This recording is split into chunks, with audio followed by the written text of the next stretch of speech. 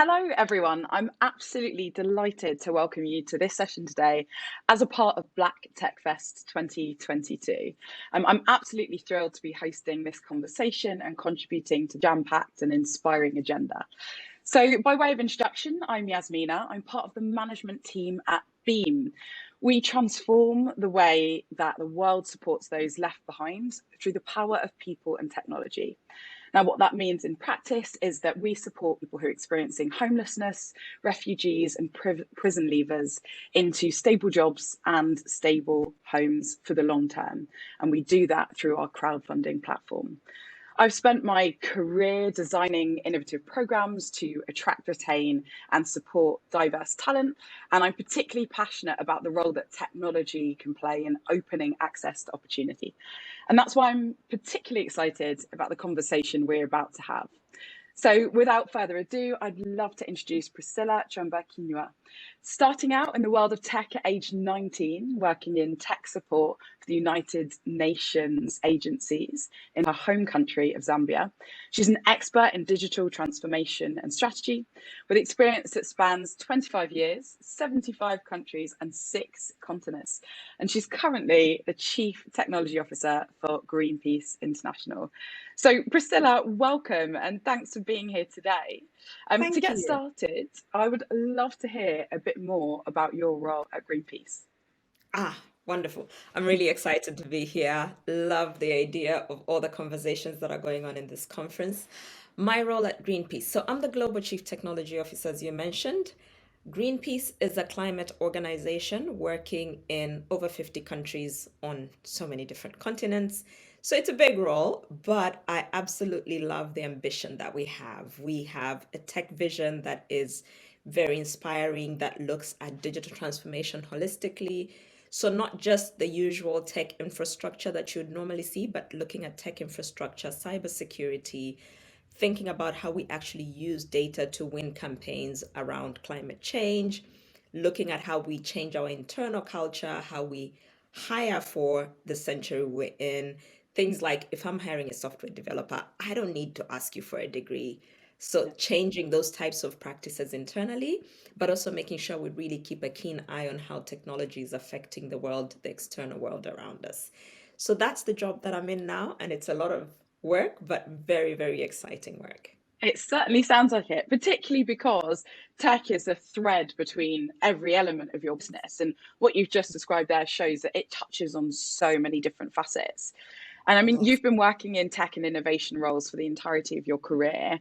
And during this time, the world has become more dependent on technology than ever before. So I'd love to hear from your perspective what the biggest change has been for business.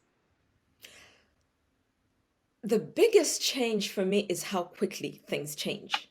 That's really the Yeah. biggest change. And that's one of the things that we're really keenly looking at in Greenpeace of how do we come a technologically mature organization that's ready to harness any opportunities that technology presents to us really quickly. It's Mm, very interesting that in some ways it's moving really rapidly, but I see that more on the social side than mm, on the actual tech side. I feel like on the tech side, things haven't really moved very much.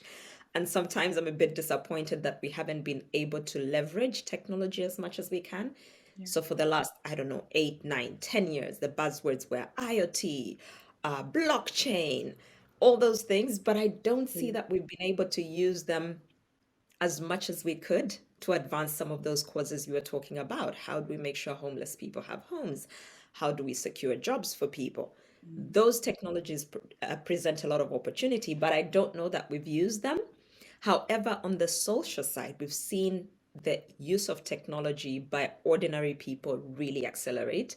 And for me, I think that's the biggest change for business. How do you make sure your business is mature enough to keep up with what's happening in the external context in society? We've seen a lot of movements that come together really quickly. And if you're not catching up or if you're not ready, you get left behind. So for me, it's just the pace of change is so quick when it comes to how people are engaging with tech. And I think Absolutely. businesses should be ready. Yeah, and it's interesting you bring up the like external factors and essentially our socio-political context being a Exactly. massive factor that defines how we, the individual, use technology. I'd love to hear your thoughts on the role that the pandemic played in accelerating the role of technology. I think the pandemic really made us appreciate tech on so many Mm, small and big levels. So during the pandemic, we saw everybody suddenly knew how to use Zoom. We were Zoom calling our parents, which I loved because normally, you see your parents at Christmas and Easter if you're lucky. But it was really nice to see a lot of social interactions. We also saw communities around the world getting connected. I think it was during the pandemic when the Black Lives Matter movement became a big thing, yes. which for me is still an example of how tech influences the way communities around the world can connect around an issue. Mm, And since then, the question for me has been, how do we leverage what we saw during that movement for other causes that are important to us? And I work for Greenpeace, so I have to plug this in. Climate is a really big topic for the mm, entire world. It's not like, oh, people in Mozambique are affected or people on the west coast of the US. The whole world is facing this. But we're all facing it in very different ways. We're experiencing it very differently. However, how do we use technology to connect us and find some of those common threads that can lead to like a global mobilization around we need to do something as humanity if we're to survive? And also for other political, like you're saying, issues that are happening. We're seeing a lot of really scary tendencies when it comes to politics. How do we start to connect people around the world using tech? So for me, that's been an interesting question, having observed what happened during the pandemic. The Me Too movement was another one.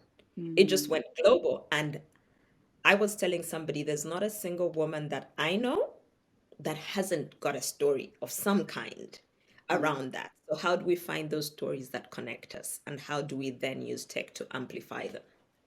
That's exactly the question, because I think one of the things that we saw, as you say, with the Black Lives Matter movement, for example, is a global stage in which we were all watching what was happening and we were able to share the message. But I think the bit that comes next is action. And that's always it. So, for example, at the moment, there are lots of videos circulating around the floods in Pakistan, which is a direct result of environmental inequality and global warming. But what I don't know is the next step is how can we change that? How can we have an impact? So, what role do you see yourself and Greenpeace playing in creating the technologies that can help to achieve environmental justice?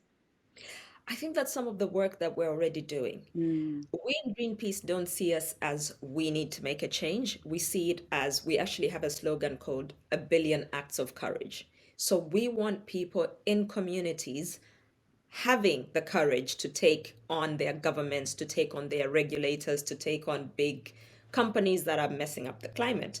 But what role we can play is one, we have access to a lot of information, we have access to a lot of mm, data that these communities can use. Because I can give you an example of a situation where you can go to your leaders now and make all the noise you want, but there are a lot of climate deniers. But if you mm, go with facts and figures, it becomes a lot more difficult for them to just brush you off. So I think one of the roles we can play is this access to information that we have. We have a lot of access to research. How do we make that digestible and consumable to communities? That's number one.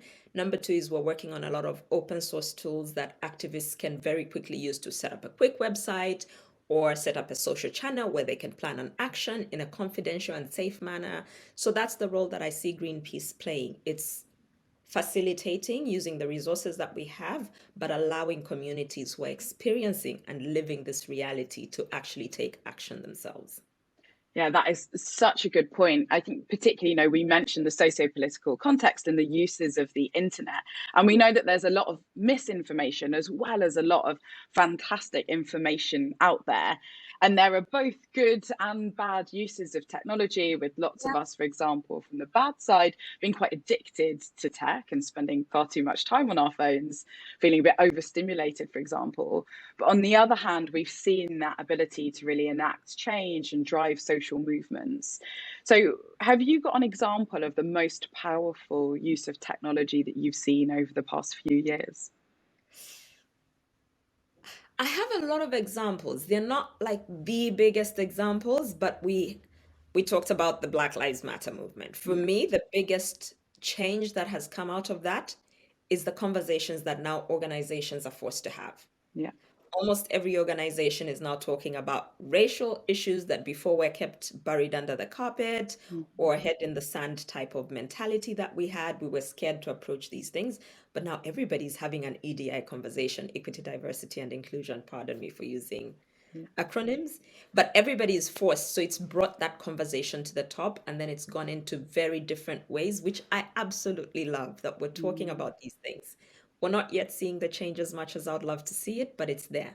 We've also seen on a small scale at country level. So, for example, I'll give you a really good one that I absolutely love being a part of. During the pandemic, we had this thing where it was like young people were using data that were going into their communities and then they were doing something about it. So, I'll give you an example of Bangladesh, where the government had this program for young people, employment opportunities, blah, blah, blah, come to our office, apply. And the young people, after collecting data in the community, did this amazing emotional video of a young guy that sees this ad and wants to go. mm, Gets there, he's in a wheelchair, there's no wheelchair ramp. So he can't get into the office and access this opportunity. And I love that after this video went viral, the council office put a ramp for disabled people. So it's small things like that for me that make a big difference. Like just using data, talking, collecting, researching led to some action. So I have millions of those types of examples of really small things that come about. yeah, and make a humongous difference. It's actually something that I've seen in my day to day. So the company that I work at, called Beam, we crowdfund to support people to upskill and retrain and to remove some of the financial barriers that are stopping them from getting into work. And sometimes there are such small things that you won't necessarily have thought of, like topping up Oyster cards so people can travel freely and get to interviews, or buying their own laptop so that they have a machine in order to make applications on. And all of that requires financial Yep, investment. And if yep, you don't have that because you don't have a salary and actually, you are a single parent looking after two kids and can't afford childcare, then you do end up in these situations where actually you need someone to see that it yes, just takes one or two small things to actually unlock the gates and unlock the access to opportunity. But it's not always so easy or so visible. yeah. And I watched recently your TED talk in preparation for this conversation, which was fantastic, by the way, and has nearly 2 million views, I think. Will it And get you, 2 million after this conference, do you think? yeah, we're gonna drive that above 2 million, 100%. Let's do it. And as a part of that, you spoke about the importance of everyone having access to a free and fair internet. And given that we're now talking about, quality of opportunity, it feels like a good moment to bring this up. So I'd love to know from your perspective what that means, everyone having access to free and fair internet. And one word you use specifically, which I'd also like to highlight, is feminist, a free, fair, and feminist internet. So what does that mean to you?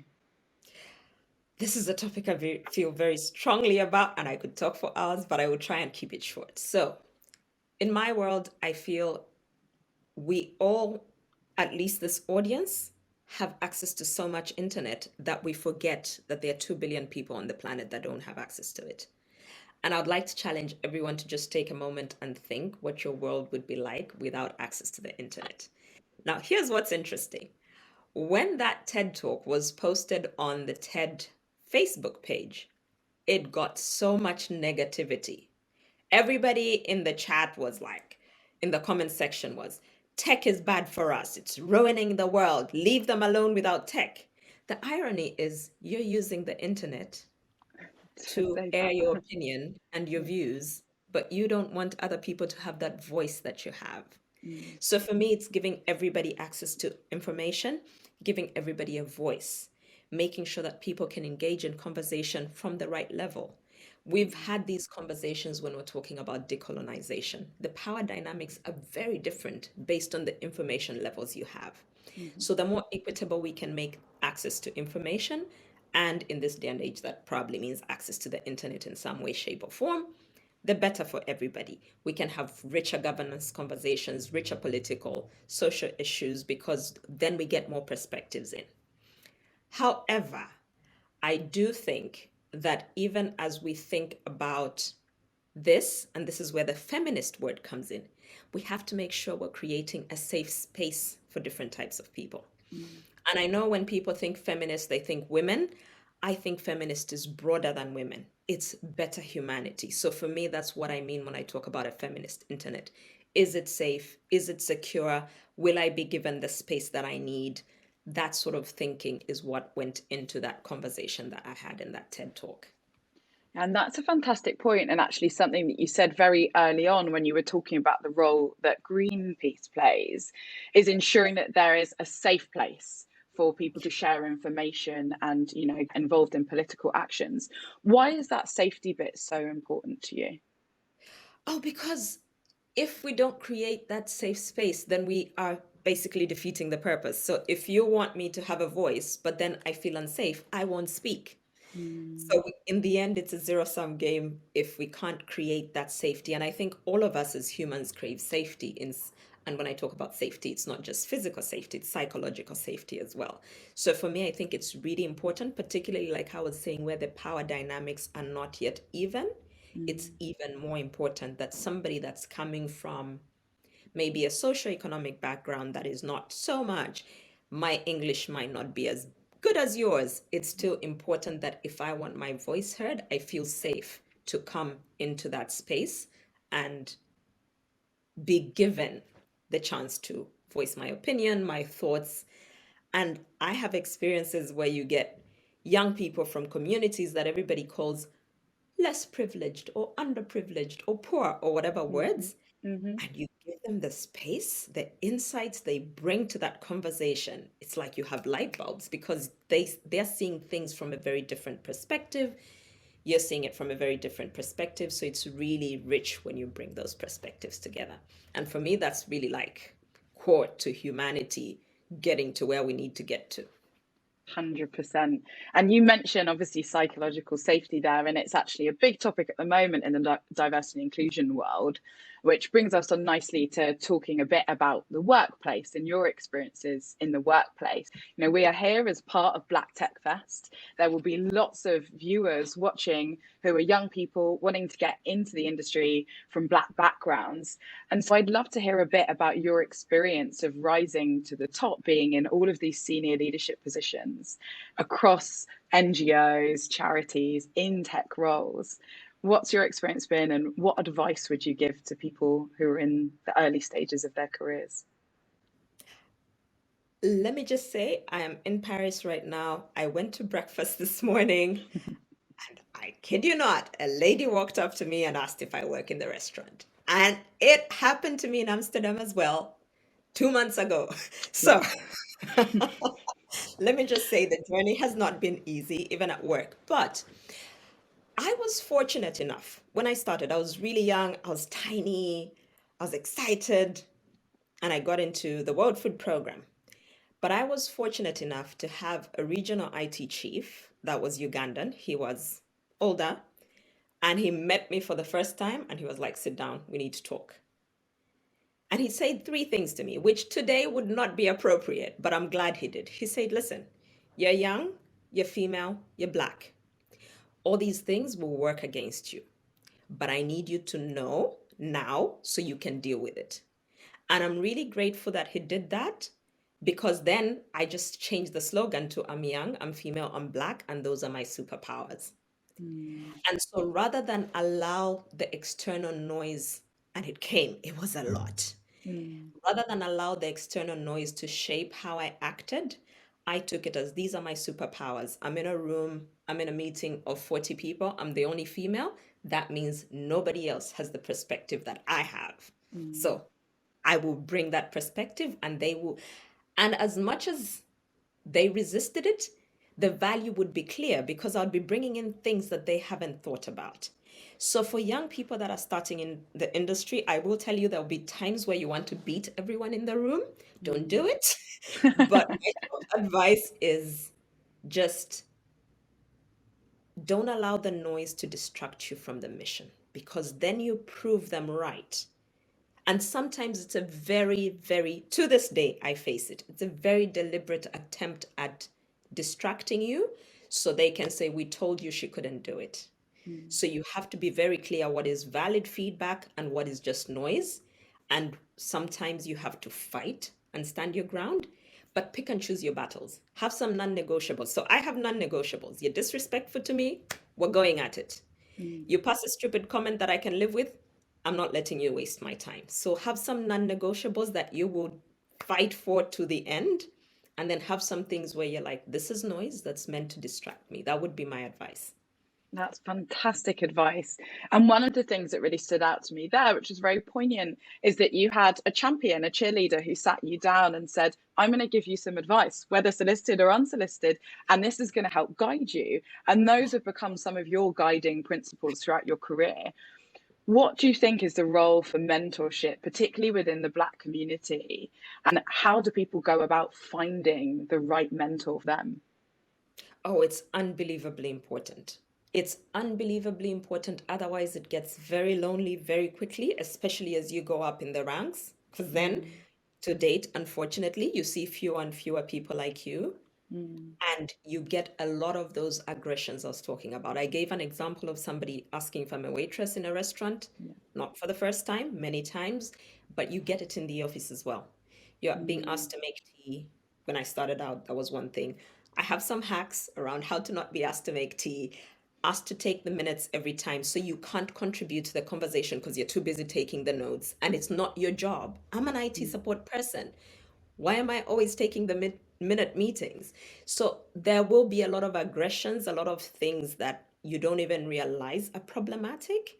mm, But I do think there's, if you can find mentors that help guide you. But for me, what was more important than mentors in the workplace and what helped me rise were sponsors. And the mm, difference, the distinction I make is mentors will guide you. I will go and be like, listen, this happened in the meeting today. How should I approach it? With sponsors, you don't, these were people that looked at me, identified a talent, and then they helped me nurture. And these are people who would be sitting in a meeting and mentioning my name and being like, we have this problem. Have you checked with Priscilla if she has any ideas? And so they bring you into the room. And I think those people are really important.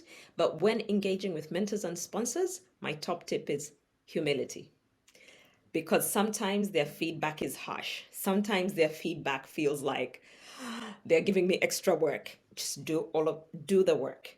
Do the mm. work. Make sure that if you're getting feedback, even if it's painful and difficult to digest, take the time to think through it.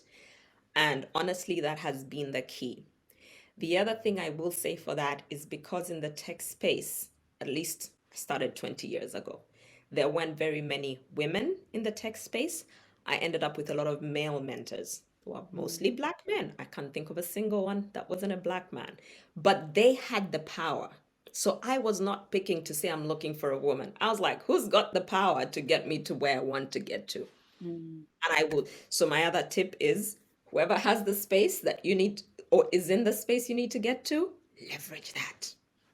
Absolutely. And that is so key. I've had a couple of similar to you champions in my career and sponsors in particular. And it is about that bringing you into the room and allowing you to flourish and Yeah. helping you sometimes to prompt you, give that bit of preparation and say, right, you're going to come into this room. You're going to be surrounded by people who are a lot more senior than you. And there are three key points you're going to want to get across. How are you going to Yes. communicate those? And how are you going to leave a lasting impression? And I think Yes. that is always so important, is to think, what's the core of the message that I need to share here? And how do I leave a lasting impression? Yes. And Absolutely on right. that note, I note that we are coming towards the end of the time that we have. And in order to end with a lasting impression, I'm going to ask a big question as the final one, which is, in your opinion, does technology help to close the gap between inequality, or does it worsen it? That's a big question. It is. Both, both, but from the context I'm coming from, as a Zambian, right now it's worsening it for the most Mm, part. It does help because we gave some examples as we're having this conversation of connecting people, giving access to information, leveling the playing field. But then we run into challenges, two primary challenges that I see. Number one, we forget that there are people that don't have access. Mm, So, and if you watch the TED talk, I talked about how during the pandemic, my kids were having online classes. I had people who couldn't learn. mm, I kept my job because we just installed Zoom and Teams and everything else. We had people who lost their jobs because they didn't have that ability to have access to technology. So that's the on the one hand, the inequitable access. But on the other hand as well, I keep talking about equal access to information, etc., etc. But we are seeing, and this is not a secret, it's a conversation everybody's having, that the algorithms that the big tech giants are putting in place are not giving us access to equitable information. So for mm, me, that's widening the gap. It's polarizing. If I'm only seeing far right or far left messages, that is increasing my equality in terms of access to digital because now I'm being pushed into one specific corner. mm. And not many of us have what it takes to understand this and game the algorithm so that I have full access to the information that I need to have. Very few of us are able to figure that out. So I will forever get information about how this is the only message and this is the person you must vote for. So I do think it's widening that gap because if Mm. I'm making judgments based on the wrong set of data or a skewed set of data, then that widens the gap for me. That's how I feel. I still strongly Mm. think it has the ability to connect us, has the ability to reduce those gaps, but we need to be very deliberate about it. And if you had one call to action to everyone who goes on to watch this talk to be deliberate about it, what would that call to action be? Ooh.